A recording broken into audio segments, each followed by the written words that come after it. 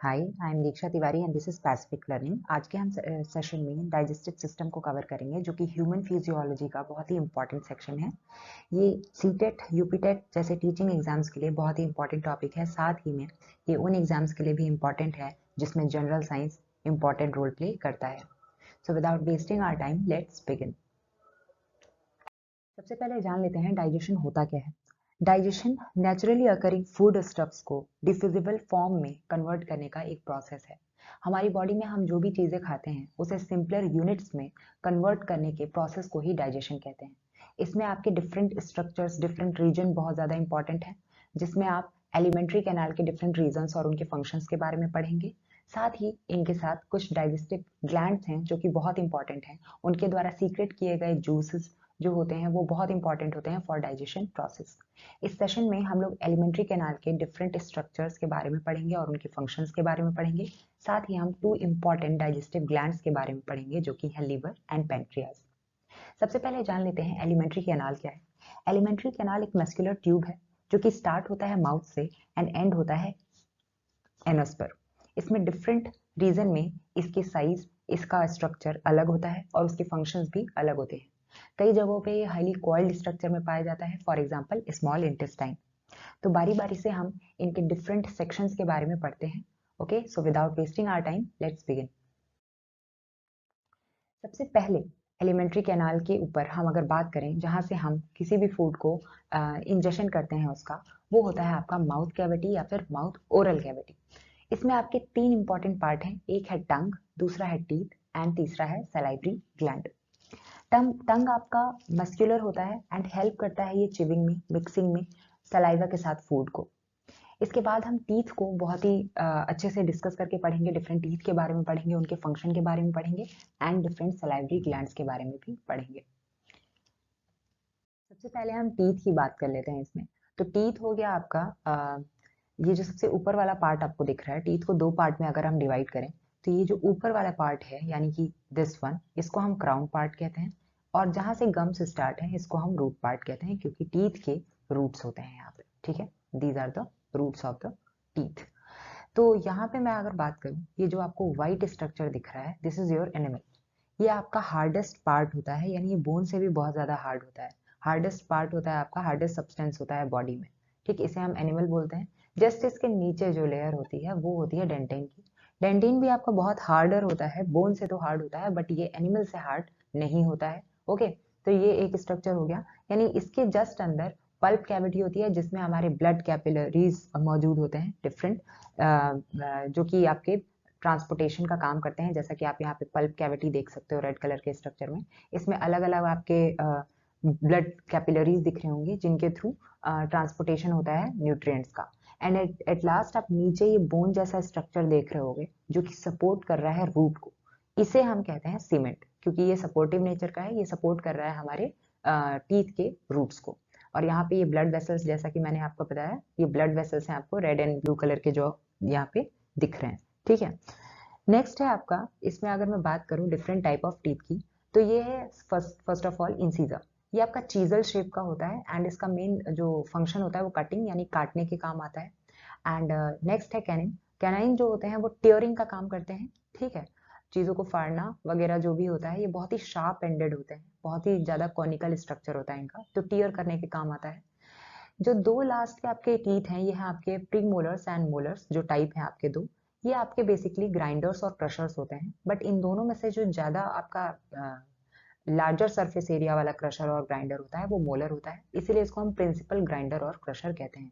ये खाने को चिव करके क्रश करने के काम आते हैं, ग्राइंड करने के काम आते हैं। अगर टीथ की नंबरिंग की बात की जाए तो टोटल हमें पता है 32 होते हैं।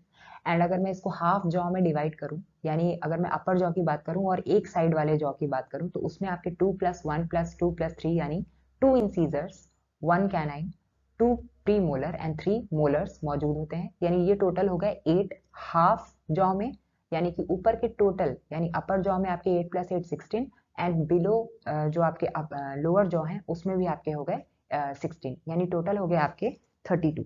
अगर मैं विजडम टीथ की यहाँ पे बात करूँ, जो लास्ट मोलर होता है हर एक जॉ मतलब हर दोनों जॉ में दोनों साइड के जो आपके टीथ होते हैं, यानी कि जो आपके 4 मोलर हैं, दो अपर जॉ में एंड दो लोअर जॉ में लास्ट वाले मोलर्स, उनको हम बोलते हैं विजडम टीथ। ओके, उनके बगैर जो टीथ की संख्या होती है वो 28 होती है, एंड उन्हीं 4 मोलर्स को ऐड कर दिया जाए तो ये आपके हो जाते हैं 2 + 1 + 2 + 3 यानी कि 8 इन 1/2 ऑफ द जॉ। तो ये आपका हो गया नंबरिंग। ठीक है, ये विजडम टीथ का कॉन्सेप्ट याद रखिएगा, कभी कभी पूछ लेते हैं कि ये किस टाइप के टीथ होते हैं, तो वो आपके मोलर्स होते हैं, और वो क्या होते हैं, वो आपके प्रिंसिपल ग्राइंडर्स एंड क्रशर कहलाते हैं। ठीक है, नेक्स्ट हम पढ़ते हैं कुछ सलाइवरी ग्लैंड्स के बारे में और सलाइवा के बारे में। सबसे पहले जानें कि सलाइवरी ग्लैंड क्यों इंपॉर्टेंट होता है और साथ ही में सलाइवा का क्या इंपॉर्टेंस है। तो सलाइवरी ग्लैंड्स हमारे माउथ में 3 तरीके की होते हैं, एक पैरोटिड, दूसरा सबमैंडिबुलर और थर्ड है सबलिंगुअल। इनकी पोजीशंस अगर मैं बताऊं तो पैरोटिड ग्लैंड्स जो होते हैं वो आपके in front of and beneath each year, year के थोड़ा सा नीचे साइड में या सामने के साइड में आप इसे लोकेट कर सकते हैं। नेक्स्ट है आपका सब मैंडिबुलर जो होता है वो आपका लोअर जॉ के साइड में होता है, दोनों दोनों साइड में। फिर लास्ट है आपका सबलिंगुअल जो कि आपके टंग के नीचे होता है। ओके, इसकी पोजीशन बिलो टंग होती है। तो ये आपका सीक्रेट करते हैं सलाइवा, और सलाइवा का फंक्शन बहुत ही इंपॉर्टेंट है डाइजेशन प्रोसेस में। ये क्या करता है, जो सलाइवा होता है एक्चुअली जो सीक्रेट होता है उसमें थोड़ा वाटर, सॉल्ट, म्यूकस और टाइलिन एंजाइम मौजूद होते हैं। ये थोड़ा एसिडिक नेचर में होता है, इसका पीएच 7 से कम होता है। इसके फंक्शंस में इंपॉर्टेंट बात करें तो ये फूड को जो हम च्यू करते हैं उसे स्वॉलो करने के काम आता है, क्योंकि ये थोड़ा सा सॉफ्ट बना देता है फूड को, बोलस फॉर्म कर देता है। जो फूड आपके सलाइवा से मिक्स हो जाते हैं वो इजीली ईसोफेगस यानी कि फूड पाइप के थ्रू आपके एलिमेंट्री कैनाल से होते हुए स्टमक में आराम से पुश डाउन हो सकता है। ये एक सॉल्वेंट का भी काम करता है फूड के लिए। नेक्स्ट है माउथ में स्टार्च, जो भी हम फूड खाते हैं उसमें जो स्टार्च है उसको डाइजेस्ट करने का भी काम करता है। जैसे अभी मैंने शुरू के स्लाइड में बताया था, डाइजेस्ट मतलब होता है ब्रेक डाउन, यानी स्टार्च आपका हो गया कोई कॉम्प्लेक्स कंपाउंड, इसको सिंपलर कंपाउंड में कन्वर्ट करना, सिंपलर यूनिट में कन्वर्ट करना ही डाइजेशन होता है। इसके लिए कौन सा एंजाइम आपका हेल्पफुल है, वो है आपका टाइलिन, जो कि आपके सलाइवा में मौजूद होता है। तो इसीलिए सलाइवा का बहुत ही इंपॉर्टेंट फंक्शन है स्टार्च को डाइजेस्ट करने के लिए। ये स्टार्च आपका कन्वर्ट हो जाता है माल्टोज में, माल्टोज सिंपलर यूनिट है, अभी ये आगे जाके और ज़्यादा डाइजेस्ट होगा। ऐसे करते करते डाइजेशन में हमें एंड प्रोडक्ट्स में ग्लूकोज, फैटी एसिड्स और एमिनो एसिड मिलते हैं। तो इसी जर्नी को हमें पढ़ना है डाइजेशन में कि किस तरीके से हमें ये सारे सिंपलर जो यूनिट्स हैं मिलते हैं, जो कि बॉडी के लिए बहुत ज़्यादा इंपॉर्टेंट होते हैं। साथ ही एट लास्ट जो सलाइवा होता है वो बॉडी में वाटर बैलेंस को मेंटेन करता है, ड्राइनेस माउथ की ना हो उसे इसको प्रिवेंट करता है।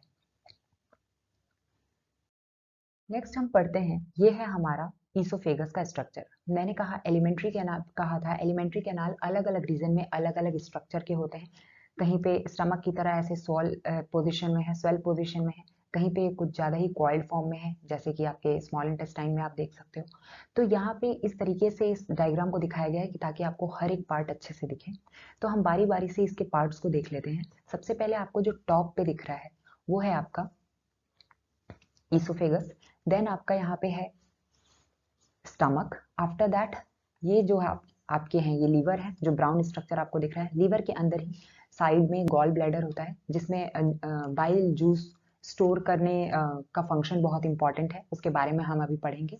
नेक्स्ट है आपका गॉल ब्लैडर, अभी अभी मैंने जो बताया आपको। इसी के साथ स्मॉल इंटेस्टाइन जो हाईली कॉइल्ड स्ट्रक्चर में है। इसके बाद लार्ज इंटेस्टाइन जो आपको ये असेंडिंग और डिसेंडिंग वाले टाइप दिख रहे हैं, ये चारों ओर जिन्होंने स्मॉल इंटेस्टाइन को कवर कर रखा है चारों ओर से, ये आपके लार्ज इंटेस्टाइन के पार्ट हैं। नेक्स्ट है आपका रेक्टम, यानी एनस से जस्ट ऊपर वाला पार्ट आपका रेक्टम कहलाता है। एंड एनस जो कि आपका एलिमेंट्री कैनाल का एंडिंग पॉइंट है, स्टार्टिंग था माउथ कैविटी से एंड एंडिंग है इसकी एनस से, तो ये आपका लास्ट स्ट्रक्चर एनस हो गया। तो दैट वाज द पार्ट। अब सबसे पहले हम चलते हैं कि what is the function of oesophagus. Oesophagus जो है ये सिंपल एक पाइप जैसा ही आपको दिख रहा होगा। इसमें एक्चुअल में फूड जो है आपके माउथ से वो नीचे की ओर आता है अलॉन्ग विद सलाइवा, बोलस बन के आता है। ओके, बोलस आपका फूड ही है, वो थोड़ा सा सॉफ्ट हो जाता है ताकि उसकी मूवमेंट इजीली हो। अब वो अंदर धीरे धीरे नीचे की ओर आता है ताकि वो स्टमक में जा सके। तो अगर हम ईसोफेगस के फंक्शन की बात करें तो ईसोफेगस में हम देखते हैं ये पेरिस्टालसिस मूवमेंट एक मूवमेंट का टाइप है जिसमें ये एक्चुअल में बोलस को एक वेव ऑफ कॉन्स्ट्रिक्शन के रूप में नीचे की ओर पुश डाउन करता है, वेव बना के कहीं पे कॉन्ट्रैक्ट और रिलैक्स करके ये किसी तरीके से नीचे की ओर इसे पुश करता है। तो ये सर्कुलर स्ट्रक्चर बना करके धीरे धीरे फूड नीचे की ओर पुश होगा और वो स्टमक में जाएगा ताकि आगे का डाइजेशन का प्रोसेस कंप्लीट हो सके। अभी तक हम लोग पढ़ चुके हैं कि हमारे स्टार्च का डाइजेशन यानी कि स्टार्च को माल्टोज में कन्वर्ट किया गया था माउथ में सलाइवा में जो हमारे एक एंजाइम प्रेजेंट था टाइलिन के थ्रू।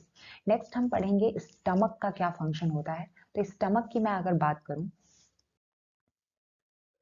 स्टमक में आपके इसोफेगस से फूड जो आया हुआ है यानी कि जो थोड़ा सा आपका बोलस जिसे हम कहते हैं सॉफ्ट है, सलाइवा के साथ मिक्स है, उसमें आपका जो ये वाला एंड होता है यानी इस पर्टिकुलर एंड की बात करूं मैं अगर यहाँ पे ड्रॉ करके आपको दिखाऊं, ये जो आपका पॉइंट है दिस वन, ये पॉइंट इधर ही आपका ओपनिंग इनटू द, आपका ये तो इंटेस्टाइन की बात है। फर्स्ट है आपका जो ओपनिंग्स होती हैं उसको हम स्फिंक्टर्स कहते हैं। दो स्फिंक्टर्स मौजूद हैं, एक बॉटम साइड में और एक अप ऊपर के साइड में। ओके, स्टमक की एंडिंग और स्टमक का जहां से वो स्टार्ट कर रहा है वहां पे उसे हम स्फिंक्टर बोल रहे हैं। स्फिंक्टर आपका दो तरीके का यहाँ पे मौजूद होता है, एक कार्डियक और एक पाइलोरस। पाइलोरस आपका ये वाला एंडिंग कहलाता है जहां से ड्यूडेनम शुरू होता है। अभी हम बात करेंगे स्मॉल इंटेस्टाइन की। ये आपका ड्यूडेनम वाला स्ट्रक्चर होता है जो कि स्मॉल इंटेस्टाइन का सबसे फर्स्ट पार्ट होता है। ये जो एंडिंग, ये जो ओपनिंग होती है जहां से फूड आपका स्टमक से एंटर करता है ड्यूडेनम की ओर यानी कि स्मॉल इंटेस्टाइन में एंटर करता है, इस स्फिंक्टर, इस ओपनिंग को हम कहते हैं pylorus. Okay, and this opening is known as, जो कि जहां से हमारा ईसोफेगस से फूड एंटर कर रहा है स्टमक के अंदर, इसे हम कार्डियक स्फिंक्टर कहते हैं। यानी कि ये आपके जो आपका उल्टा फ्लो ना हो जाए फूड को, उसको रोकता है। ये उल्टा फ्लो होके ये ईसोफेगस में ना चला जाए, उसको ये प्रिवेंट करता है। तो ये हो गया आपके स्फिंक्टर। स्टमक का फंक्शन ये होता है कि स्टमक की वॉल से सिक्रेशन होता है गैस्ट्रिक जूस का। ये गैस्ट्रिक जूस जो होते हैं वो हाईली एसिडिक होते हैं। ओके, इसमें वाटर और अदर सब्सटेंस तो होते ही हैं बट ये हाईली एसिडिक होते हैं because of presence of hydrochloric acid. साथ ही स्टमक में एक एंजाइम भी काम करता है जिसका नाम है पेप्सिन। अब HCl का बहुत ही इंपॉर्टेंट रोल है पेप्सिन को एक्टिवेट करने में। जो पेप्सिन होता है वो पेप्सिनोजन के फॉर्म में इनएक्टिव स्टेट में स्टमक में होता है। ओके, सिक्रेटेड जब होता है तो वो आपका इनएक्टिव स्टेट में होता है। ये जो HCl है, HCl पेप्सिनोजन को एक्टिव स्टेट में लाता है और फिर हमें मिलता है पेप्सिन। ये पेप्सिन फिर आपके यूज में आता है, जो हमने खाना खा रखा है उसमें जो भी प्रोटीन की मात्रा है उसे, अगेन प्रोटीन आपका कॉम्प्लेक्स है एंड पेप्टाइड्स आपका थोड़ा सिंपलर मॉलिक्यूल है, यानी प्रोटीन को कन्वर्ट करने के काम आता है इनटू पेप्टाइड्स। तो हमने देखा माउथ में स्टार्च का कन्वर्जन हुआ माल्टोज में, एंड स्टमक में कन्वर्जन होता है हमारा प्रोटीन का इनटू पेप्टाइड्स। ठीक है, तो सिंपलर यूनिट्स हैं ये प्रोटीन के ही, एंड किसके थ्रू हो रहा है, पेप्सिन के थ्रू। और हमने माउथ में कौन सा एंजाइम पढ़ा था, टाइलिन के थ्रू। तो this was the function of stomach. Next आगे बढ़े हम, तो अब हम आगे पढ़ेंगे लीवर और साथ में ड्यूडेनम के फंक्शन के बारे में। यहाँ पे जो ये जंक्शन है, अगर मैं यहाँ की बात करूँ, इसे क्लियरली अगर पढ़ा जाए तो ये थोड़ा सा कॉम्प्लेक्स स्ट्रक्चर है बट इसे हम थोड़ा इजी वे में पढ़ेंगे। ये वाला जो स्ट्रक्चर है, ये वाला जो पार्ट आपको दिख रहा है, यानी कि जहाँ पे आपका ओपनिंग है ड्यूडेनम की, एंडिंग है स्टमक की, एंड यहाँ पे आपका लीवर भी इंपॉर्टेंट रोल प्ले करता है। इस पार्ट को हम थोड़ा ब्रीफ में अच्छे से देखेंगे कि यहाँ पे एक्चुअल में कौन सा फंक्शन हो रहा है। ये आपके एग्जामिनेशन पॉइंट ऑफ व्यू से भी इंपॉर्टेंट है क्योंकि यहाँ पे हम पढ़ेंगे बाइल जूस के बारे में। ओके, तो आगे बढ़ते हैं। सबसे पहले हम यहाँ पे देख लें ड्यूडेनम। हम यहाँ पे स्टार्ट करने जा रहे हैं ड्यूडेनम में, और ड्यूडेनम में अलग अलग पार्ट से डिफरेंट सीक्रेटेड जूस आते हैं और अलग अलग फंक्शन होते हैं। तो देखते हैं वो चीज़ क्या है। यहाँ पे आपका स्मॉल इंटेस्टाइन की मैं बात करूँ तो सबसे पहले ये जो पार्ट है ये कहलाता है आपका ड्यूडेनम। ओके, ड्यूडेनम की मैं बात करूँ, नेक्स्ट है आपका ये जो बीच में आपका ऊपर वाला स्ट्रक्चर है, इसको हम जेजुनम कहते हैं। एंड नेक्स्ट है आपका जो थर्ड पार्ट है आपके स्मॉल इंटेस्टाइन का, वो है इलियम। ओके, तो ये तीन पार्ट होते हैं। फर्स्ट है डेडिनम जो आपको स्टमक के जस्ट नीचे दिख रहा है आफ्टर पाइलोरस एंडिंग, फिर है जेजुनम एंड देन है इलियम। जो आप विली पढ़ते हैं जिसमें एब्जॉर्प्शन एसिमिलेशन वाला प्रोसेस होता है वो इलियम में पाया जाता है। ठीक, तो अभी हम डेड्यूनम के बारे में बात करें। ये मैंने थोड़ा बड़ा स्ट्रक्चर बनाया है इसे जूम करके, यानी कि यहाँ पे आपका this is your gall bladder. ये जो ग्रीन कलर का स्ट्रक्चर आपको अंदर दिख रहा है लीवर के, ये आपका हो गया गॉल ब्लैडर। एंड ये जो दो आपके पाइपलाइन जैसे दिख रहे हैं ये आपके लीवर से आ रहे हैं। ओके, लीवर से आ रहे हैं, इसी को हम हिपैटिक डक्ट भी बोलते हैं। ये हिपैटिक डक्ट और गॉल ब्लैडर से निकला हुआ जो डक्ट आपको दिख रहा है, ये कॉमनली हम इसको एक साथ अगर मिला दें तो इसे हम कॉमन बाइल डक्ट कहते हैं। ओके, अब ये कॉमन बाइल डक्ट हो गया। यहाँ पे मैं इसे ड्रॉ कर देती हूँ। This one is your common bile duct and this is your hepatic. Hepatic means ये लीवर से आया हुआ है। And this is your gall bladder. Okay, and ये जो आपको लीफ लाइक स्ट्रक्चर दिख रहा है this is your pancreas. This is your pancreas. And इसके अंदर जो आपको एक डक्ट जैसा स्ट्रक्चर दिख रहा है this is your pancreatic duct, जिसमें से अगेन जूस सिक्रेट होती है, पैनक्रियाटिक जूसेस सिक्रेट होती हैं। आप यहाँ पे लाइन से देख सकते हो हिपैटिक डक्ट आपका मिल रहा है गॉल ब्लैडर वाले डक्ट से और कॉमन डक्ट बना रहा है, और ये आपका एंड हो जा रहा है duodenum. This is your duodenum. ये वाला जो स्ट्रक्चर है ये ड्यूडेनम, इसको मैंने यहाँ पे जूम आउट किया है। This is your duodenum. Duodenum में लीवर का एंड गॉल ब्लैडर का जो कॉमन पैसेज है, कॉमन डक्ट है जिसे हम कॉमन बाइल डक्ट कहते हैं, वो ड्यूडेनम में ओपन हो रहा है। एंड अगेन पैनक्रियाज का भी जो डक्ट है वो आपका ओपन हो रहा है ड्यूडेनम में। तो ये बहुत ही इंपॉर्टेंट सेक्शन है जिसके बारे में आपको जानना जरूरी है। अब ड्यूडेनम में ये बाइल जूस आ करके क्या क्या रिएक्शन कर रहा है या फिर क्या फंक्शन कर रहा है उसके बारे में जान लेते हैं। सबसे पहले जान लें बाइल जूस आपका क्या होता है। बाइल जूस लीवर प्रोड्यूस करता है एंड गॉल ब्लैडर उसे स्टोर करके रखता है। दैट्स वाई यहाँ से हम इसे कॉमन पैसेज के थ्रू ड्यूडेनम को पहुंचा रहे हैं। नेक्स्ट इनके हम फंक्शन के बारे में पढ़ें तो यहाँ पे सिक्रेशन किस चीज का हो रहा है, बाइल का। यानी बाइल जो है वो लीवर में प्रोड्यूस होता है एंड स्टोर होता है गॉल ब्लैडर में। ये इंपॉर्टेंट फैक्टर है, आपको याद रखना चाहिए। हमने जब स्टमक में बात किया था तो वहां पे हमने देखा था कि जो आपका मीडियम हो जाता है वो एसिडिक हो जाता है because of presence of HCl, hydrochloric acid. That's why जो यहाँ से फूड अब आपके ड्यूडेनम में एंटर कर रहा है वो एसिडिक होता है। हमने सबसे पहले पढ़ा था ईसोफेगस से जो फूड आता है उसे हम बोलस कहते हैं, एंड जो स्टमक से फूड जा रहा है वो आपका कहलाता है खाइम। Okay, CHYME। यानी कि यहाँ से आपको बोलस मिला एंड बोलस के बाद यहाँ से ड्यूडेनम में एंटर किया खाइम। ये जो खाइम होता है वो आपका होता है एसिडिक इन नेचर। इसी एसिडिक को अल्कलाइन में कन्वर्ट करता है bile. Okay, and again fat को कन्वर्ट करता है इमल्सिफाइड फैट में। यानी अगेन फैट आपका कॉम्प्लेक्स स्ट्रक्चर हो गया और इमल्सिफाइड आपका थोड़ा सिंपलर यूनिट हो गए। यहाँ पे अल्कलाइन में करना इसलिए जरूरी है बिकॉज हर एक जो आपका रीजन है, स्टमक हो गया या स्मॉल इंटेस्टाइन हो गया, उसको एक बेसिक या फिर आप कह लीजिए अल्कलाइन या फिर एसिडिक नेचर उनका डिफाइंड होता है कि वो किसमें परफेक्टली उनके लिए सुटेबल होगा इन्वायरमेंट। दैट्स वाई ये इंपॉर्टेंट है। बाइल जूस में आपका सोडियम बाइकार्बोनेट बहुत होता है जो कि न्यूट्रलाइज करता है इस एसिड काइन को। ठीक है, तो यहाँ पे दो चीजें हो गई, एक एसिडिक काइम आपका अल्कलाइन में कन्वर्ट हो रहा है, दूसरा फैट आपका इमल्सिफाइड फैट में कन्वर्ट हो रहा है। तो यहाँ पे पर्टिकुलरली प्रोटीन वगैरह की बात नहीं करेंगे, हम धीरे धीरे डाइजेशन के प्रोसेस की ओर जा रहे हैं। तो ये हो गया आपका ड्यूडेनम में क्या क्या प्रोसेस होता है। नेक्स्ट हम आगे बढ़े अगर तो पैनक्रियाज की बात करते हैं। ठीक है, पैनक्रियाज भी इंपॉर्टेंट है। पैनक्रियाज में हम अगर बात करें तो ये रहा आपका पैनक्रियाज स्ट्रक्चर। ये लीफ लाइक स्ट्रक्चर जो आपको दिख रहा है, पैनक्रियाज में से भी कई सारे पैनक्रियाटिक जूसेस आते हैं जिसमें आपका अलग अलग जूसेस के नाम है, जैसे हो गया एमाइलोप्सिन, ट्रिप्सिन एंड स्ट्रिप्सिन। ये तीनों आपके पैनक्रियाटिक जूस में इन्वॉल्व होते हैं एंड ये इसी डक्ट के थ्रू ड्यूडेनम में जाते हैं और फर्दर प्रोसेस जो भी करना है वो आपका डाइजेशन का होता है।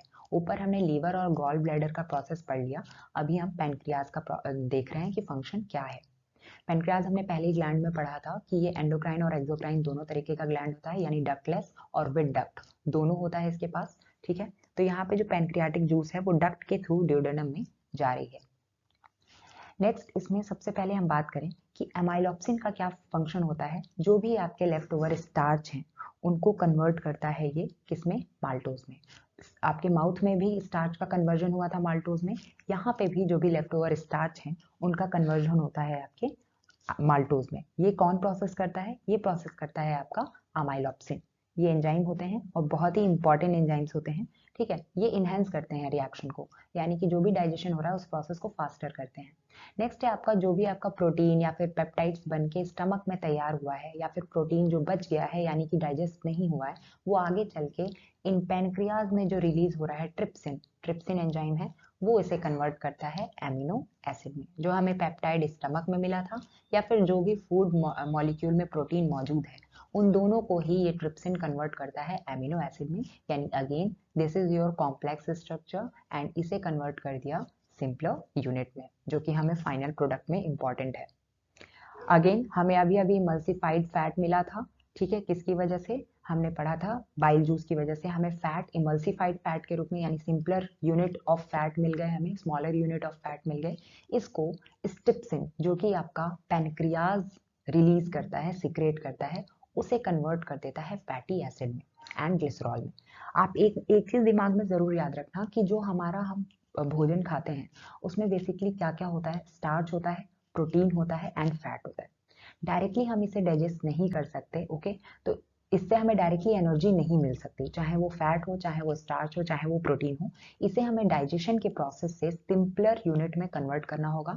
तो इसमें आपका जो स्टार्च होता है वो कन्वर्ट एट लास्ट होता है ग्लूकोज में, प्रोटीन आपका एट लास्ट कन्वर्ट होता है एमिनो एसिड में एंड फैट्स आपका एट लास्ट कन्वर्ट होता है फैटी एसिड में। तो ये हम धीरे धीरे प्रोसेस आगे की ओर बढ़ रहे हैं। हमने सबसे पहले माउथ में पढ़ा, स्टार्च कन्वर्ट हुआ था माल्टोज में with the help of ptyalin.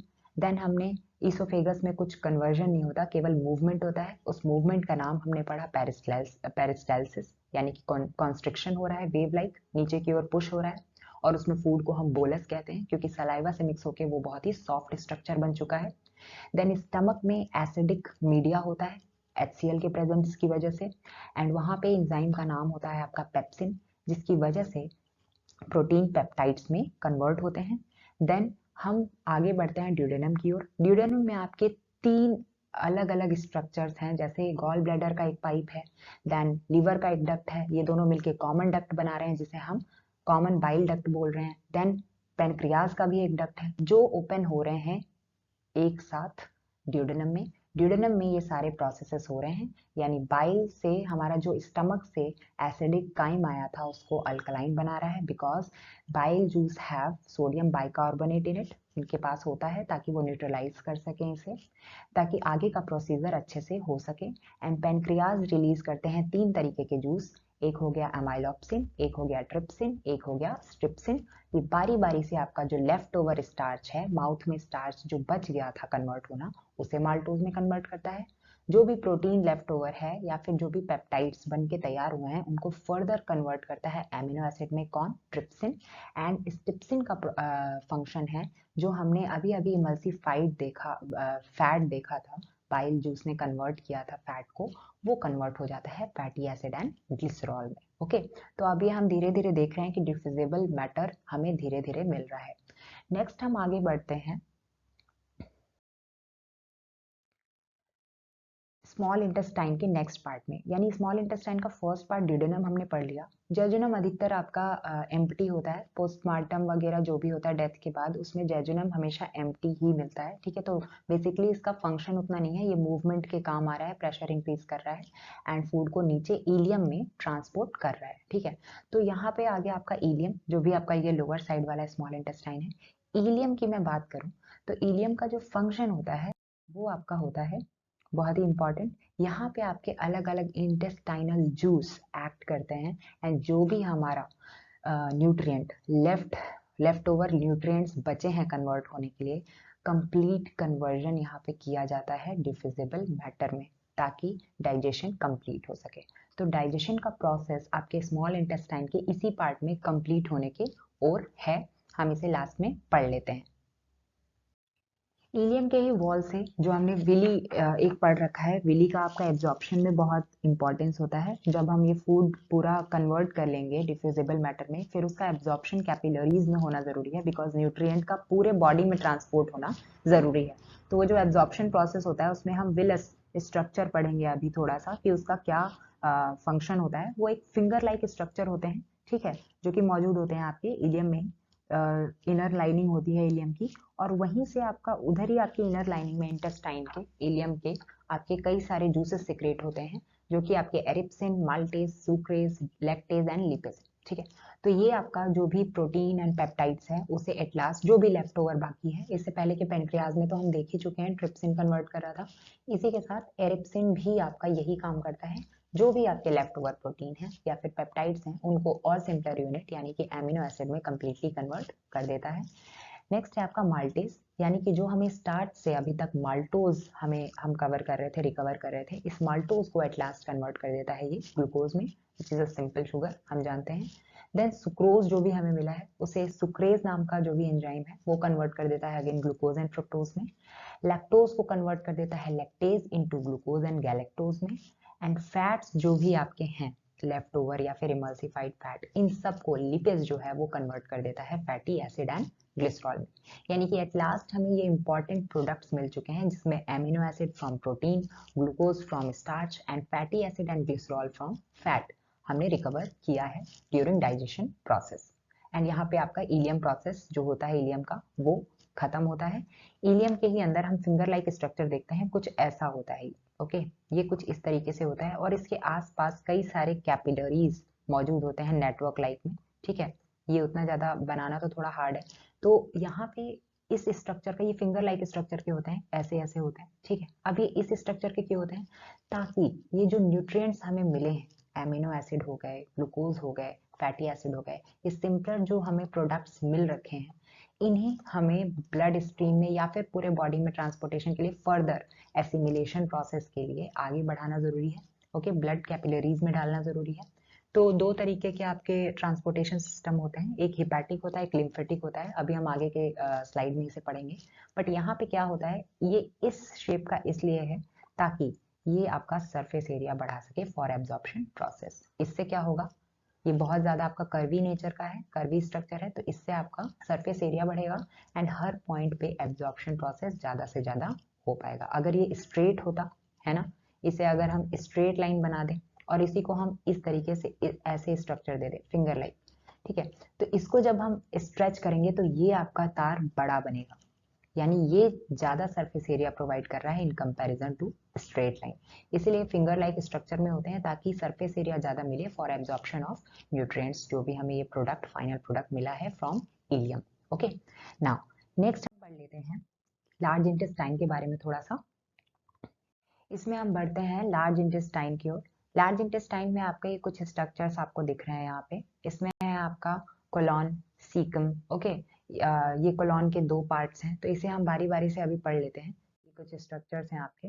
सबसे पहले हम देखते हैं यहाँ पे आपका जो ये हिस्सा दिख रहा है, यानी कि जो डेडियम के आगे आपको दिख रहा है हॉरिजॉन्टली, इसे हम ट्रांसवर्स कोलॉन कहते हैं। ओके, नाउ ये जो आपको हिस्सा दिख रहा है ये आपका असेंडिंग कोलॉन है। ठीक है, एक पार्ट ये है लार्ज इंटेस्टाइन का, एक पार्ट इस साइड है स्मॉल इंटेस्टाइन के, जिसे हम डिसेंडिंग कोलॉन कहते हैं, नीचे की ओर। ओके, ये नीचे की ओर जा रहा है, ऊपर की ओर जा रहा है, ये आपका ascending colon and descending colon कहलाता है। देन है आपका सीकम। ओके, सीकम यानी कि ये जस्ट अपेंडिक्स से जो ऊपर वाला पार्ट होता है। ओके,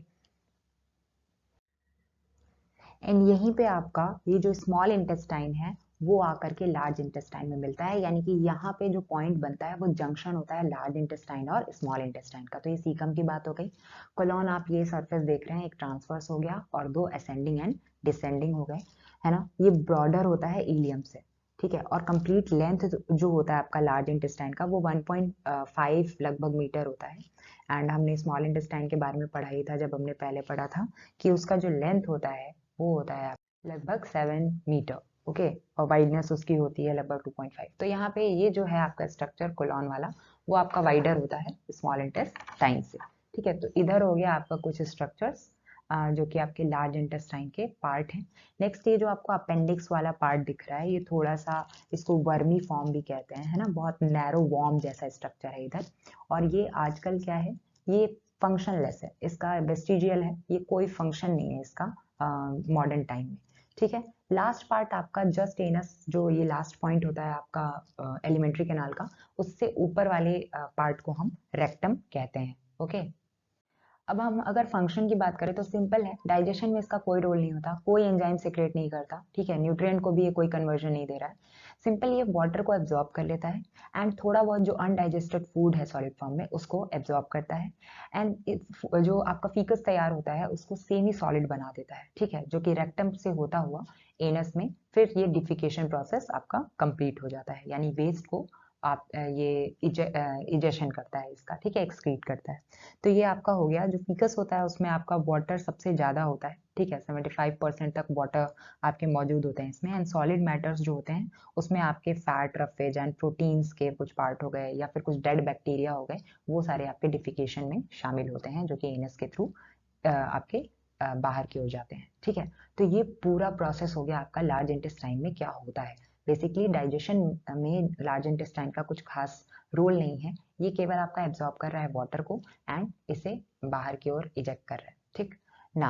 नेक्स्ट हम पढ़ लेते हैं ये जो हमने न्यूट्रिएंट्स अभी अभी इकट्ठे किए हैं, आपका एमिनो एसिड हो गया, फैटी एसिड हो गया, इसके बाद हमने ग्लूकोज की बात की, तो उसका एसिमिलेशन प्रोसेस क्या होता है। अब एसिमिलेशन क्या है, ये है सिंपल जो भी एब्जॉर्ब किया है विलाई के थ्रू, विली जो था आपका फिंगर लाइक स्ट्रक्चर हमने पढ़ा था, उसके थ्रू ब्लड कैपिलरी में आपके डिफरेंट न्यूट्रिएंट चले गए, ओके, एब्जॉर्ब हो गए। इसी एब्जॉर्ब डाइजेस्टेड फूड को, है ना, conversion of the absorb digested food into body material, body के अनुसार उसको अलग अलग जगह पे हमें ट्रांसपोर्ट करना है, पहुंचाना है ना, उसे कन्वर्ट करना है। तो इसमें जो होता है आपका वो 2 वेज होते हैं ट्रांसपोर्टेशन के।